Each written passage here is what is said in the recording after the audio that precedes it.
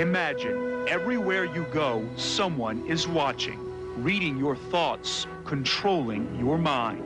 They know what you do inside your house, which you're being monitored, and 24 hours a day, 7 days a week. At the state capitol last summer, Marianne Stratton rallied with dozens of other Californians who say it's happening to them through ultra-frequency radio waves. I can be in a room full of 1,000 people, but it'll only affect me. To sending radio waves to directly affect the unique electromagnetic waves in their brains. That way it can control their thoughts and bodies. Earth Rising renowned author and speaker Nick Begich cites more than 30 patents that show mind control is possible by using light, sound, or electronic fields. As long as the pulse rate is correct and hits a window frequency.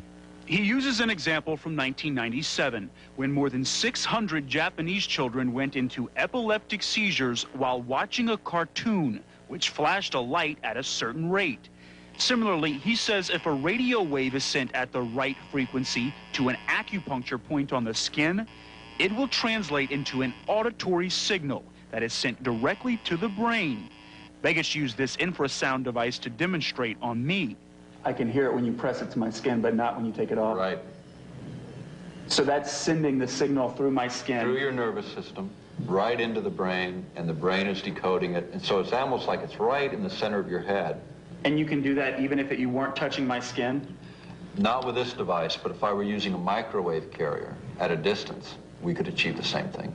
He says the sound could then be used to control my behavior, and the waves can be sent through any energy source, radio towers, indoor lights, especially the internet.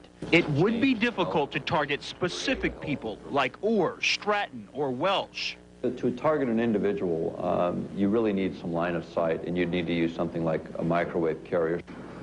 But he says people can be controlled en masse. The question then is, has the government used the technology?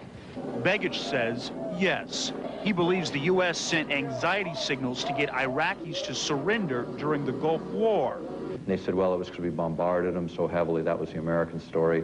You know, look at Dresden, Germany, London during World War II. I mean, that doesn't drive people out. We're in the beginning of a new millennium. And believe me, the stuff that's happened in the past is happening again.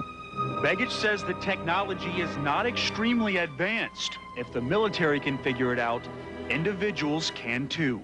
Once that happens, advertisers, politicians, terrorists, anyone could have the ability